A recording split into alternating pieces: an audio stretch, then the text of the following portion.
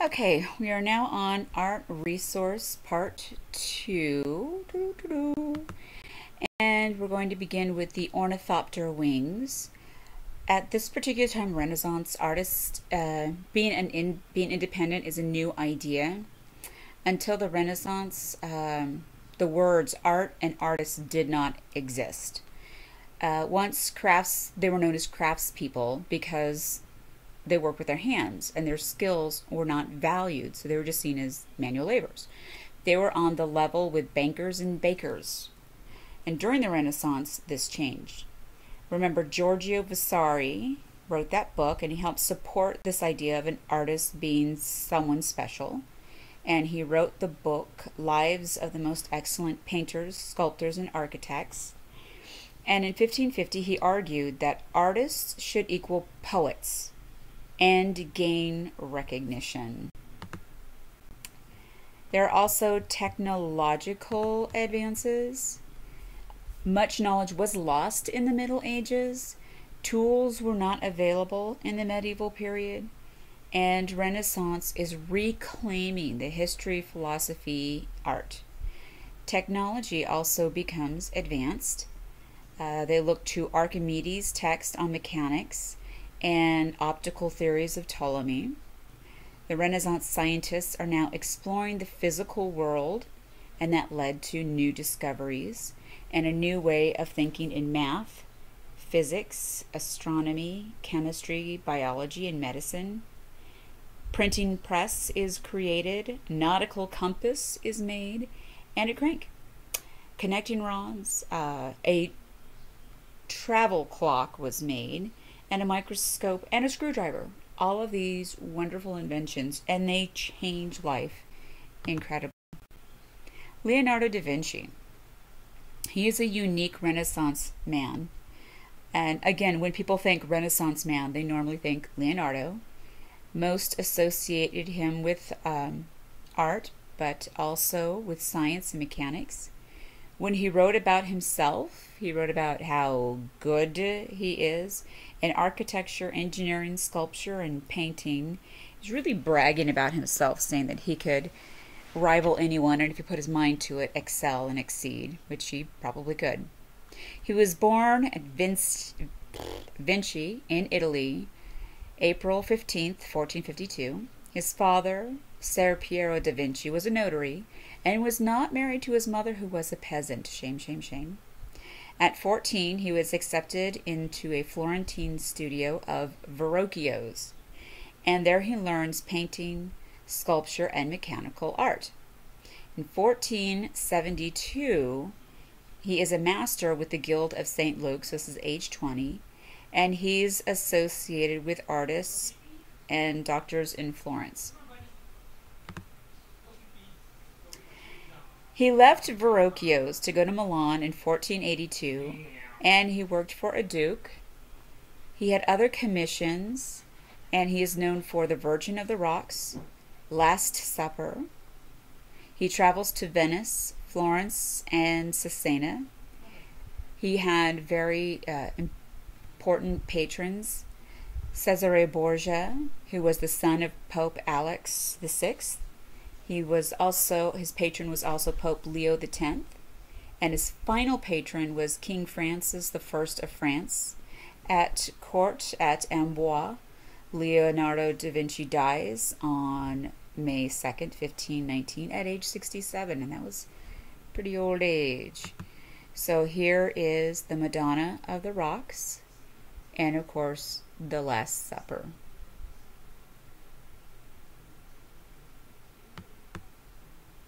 Ornithopter wings. He had lots and lots of drawings and hundreds of notebooks. He worked on civic and military engineering projects. He studied the laws of motion. He studied water flowing. He studied light effects. He sketched human body over and over and over.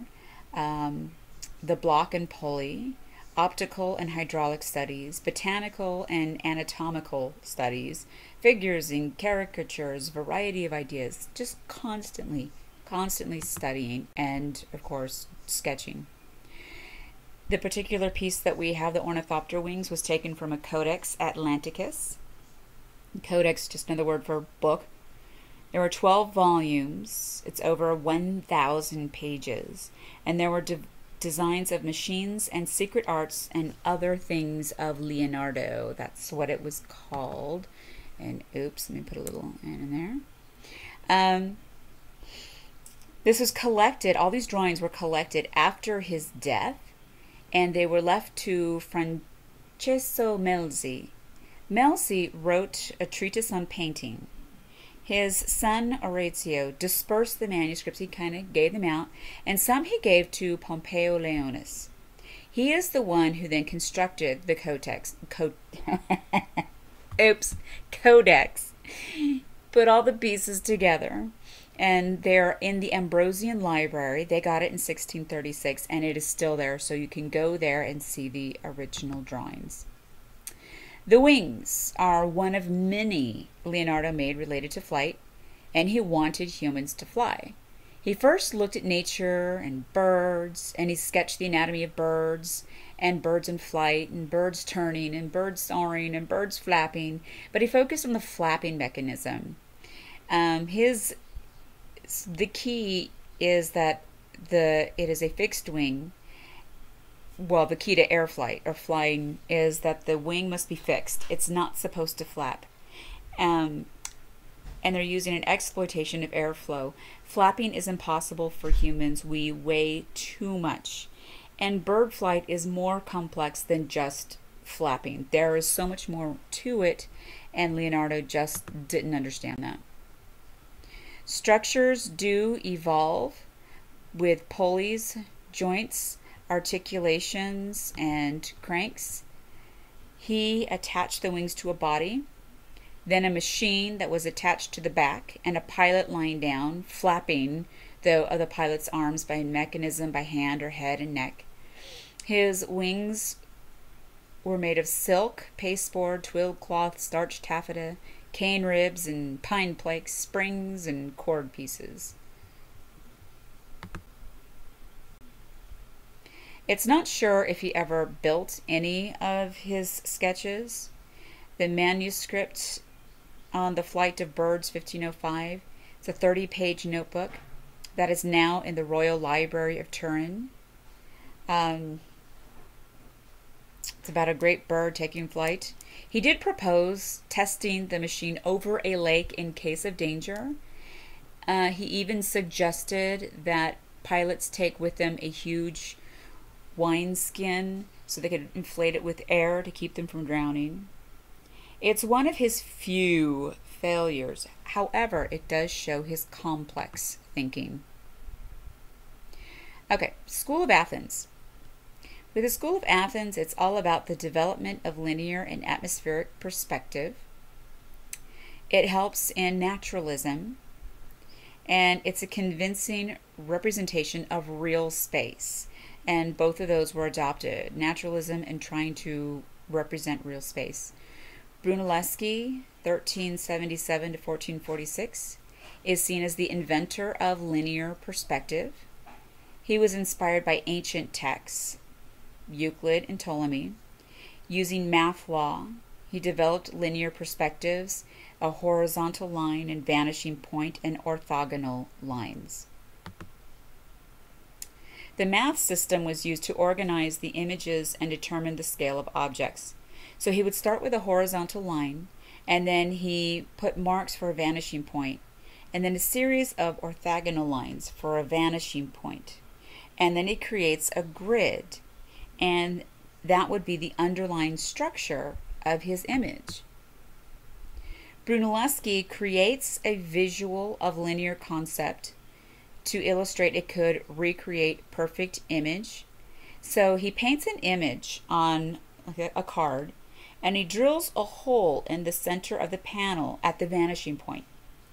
He positions a person at the same location where he painted the scene. So the viewer would hold up this painting and look through the hole. Then they would hold up a mirror in front, drop it, and see the actual view through the hole. That should be the hole. So the viewer then saw the accuracy of his method. And if you want to go here, it tells more about Brunelleschi. This idea becomes systematized with Leon Battista Alberti in 1704-1702, who wrote an artist's manual explaining the process in his 1436 text on painting. Atmospheric perspective, which is also aerial perspective, suggests depth within a painting by showing distant objects in a softer focus and with less detail and paler colors. Okay, distant objects, softer focus, less detail, paler colors. And they're recreating the experience of seeing something from a distant view. Light, as we know, gets scattered in air, water, and smoke, so it becomes dimmer. This is very effective in landscape where artists want to show a deep recession into space. And the atmospheric presentation is subtler and it is less measured. It's used in some ancient frescoes from Pompeii, but it was widely used in the Northern Renaissance in the 15th century. Leon Battista Alberti and Leonardo da Vinci each wrote about it. So now let's talk about fresco painting. This is major in Italian Renaissance. The mural, in which artist paints directly onto wet plaster wall. The pigment then becomes embedded in the fabric of the wall. It was used in antiquity in Greek and Minoan palace at Knossos. Romans found it in caves and palaces and even found in temples in India and Mexico. Mexican muralists use it, particularly Diego Rivera, and American artists for the Works Progress Administration 1920s and 1930s. It was one of the FDR New Deal's programs. Fresco means fresh. Buen fresco, or true fresco, is done outside. An entire wall will be plastered. The artists then sketch images and then they hold it onto the wall, and then the sketch is pricked with holes. The sketch is held against the wall, and then a bag of chalk is hit against the drawing, leaving dots, a fine layer of dots. So then when you remove the paper, then you can see all these dots where the images were. Now it's kind of like an outline. Now you know what to paint. Each day a thin layer of fine wet lime plaster called intonaco is applied in the area that will be worked. The area is called gornato, or day's work. So remember those terms. Intonaco, that's the name of the plaster applied, and gornato means the day's work. The pigment is mixed with water and is painted into this layer. It's a challenge because the painting has to be complete before the gornato has dried. If not, then they have to scrape it off, or if they make a mistake, they got to scrape it off, and the whole area has to be done over. Now, a fresco or a secco, or dry fresco, simply involves painting onto a surface of dry plaster. It is not as durable as the pigments don't bind, so of course then it could just chip off. Both were used in the Renaissance period, and sometimes both were used together. Now we talk about Raphael. Raffaello Sanzio da Urbino came from an artistic family. He was either born April 6th or March 28th, 1483. His father, Giovanni, was a painter for Federico da Montefeltro, the Duke of Urbino. Raphael began his career at age 12. He was in a workshop of Perugino. He leaves Urbino for Florence in 1504, where he painted some of his famous Virgin and Child images, and he received many commissions. Don't forget, Raphael is most known for his paintings of Mary. So here are some different variations, but notice it's all kind of the same thing, where the way she's posed and the way she's holding them.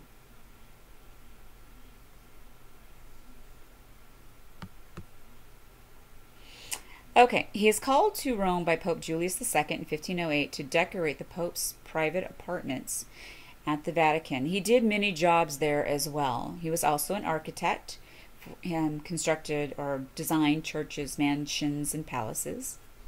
He succeeded Donato Bramante as chief architect of the Vatican in 1514, also known for tapestry, drawing, and printmaking. Many skills. He becomes ill on March 1520 and dies on April 6th. He's only 37 years old. However, his reputation continues to grow after his death, and he is one of the most important artists in the Renaissance. All right, let's take a look at the School of Athens. It was first commissioned by Pope Julius II to assist in the redecoration of the papal apartments. Raphael's contribution was completed in 1524 under Pope Leo X after his death. This is one of 4 frescoes he created. The room in which these 4 frescoes are is now known as the Stanza della Senatura. Vasari identifies this room as the Stanza della Senatori because in the 1540s, when he was writing his book, this is where the Pope signed all of his important papers. And it is important to know that when Raphael started these frescoes, this was the Pope's personal library. So Julius, the Pope, had his books arranged in 4 groups, and the frescoes correspond to those categories. So their 4 categories were philosophy, theology, poetry, and law, and those were the types of frescoes that Raphael created. 1 on philosophy, 1 on theology, 1 on poetry, and 1 on law. However, the paintings or the frescoes are now known by other names. Law is now jurisprudent, poetry is now Parnassus, theology is now the Disputa, and philosophy is now the School of Athens. All frescoes before, the scenes were on famous men. This was a prototype. There would be a gathering, and they would have a sacred conversation or a sacra conversione, and a group of important people would be in a space. Now, Uomini Famosi model was known to Raphael. He probably came upon this in the Duke of Urbino's Studiolo and the Collegio de Cambio in Perugia. He may even have helped paint that one. And in the group, the men were all labeled, all identified. But Raphael is going to transform this model. In his, the images, the people are in conversations. They're posed and they're lively. So it's suggesting they're different personalities. There is no identification. You have to figure out who is whom. And Raphael most likely had instructions from his patron. School of Athens is the most famous fresco. The plaza is filled with known philosophers and scientists of the ancient world, and the space is classical in design. You see 3 massive coffered barrel vaults, so those will echo the ruined baths and basilicas of ancient Rome. The plaza has ancient statuary with Apollo and Athena, patron gods of the arts. Apollo was patron god of the arts, and Athena was the patron god of wisdom. And also linear perspective is used, and orthogonal lines run throughout it, as well as atmospheric perspective.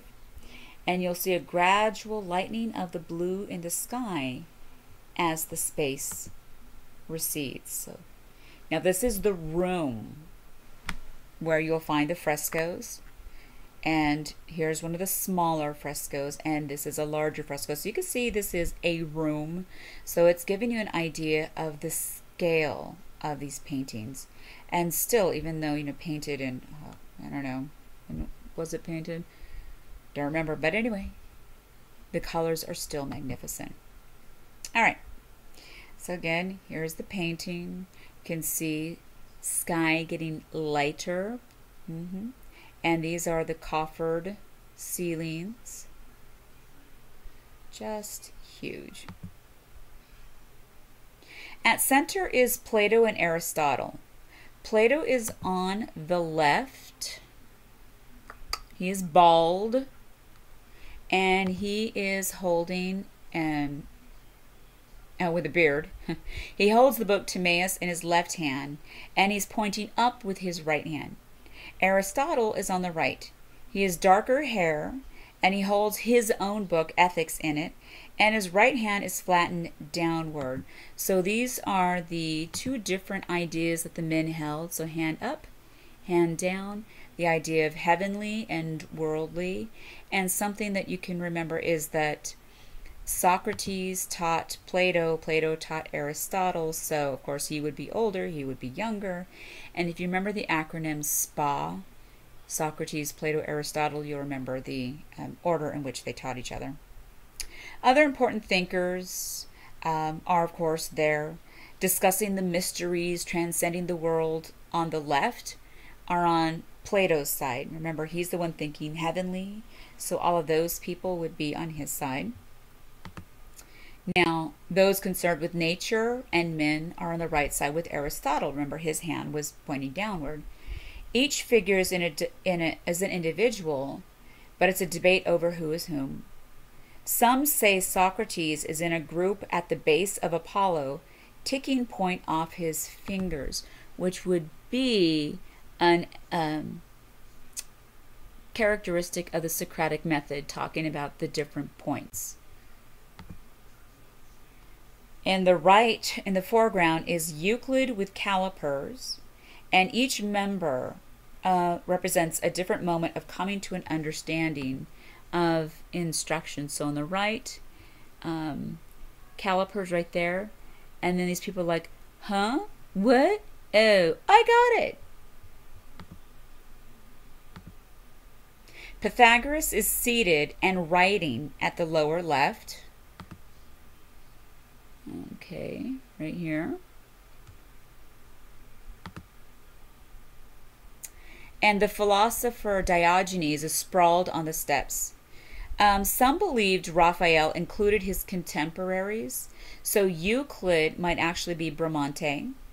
The figure resting his head on his hand might be Michelangelo, because Michelangelo was always known to be kind of depressed, and Michelangelo served as the figure for Heraclitus. At the extreme right is a self-portrait who looks out at the viewer, and this is the most significant fresco of the era because it shows skill and aesthetic beauty and important ideas. So let's go. One at extreme right looking out at the viewer. This person right there. That may be Raphael himself. Okay, and we're going to end this right now.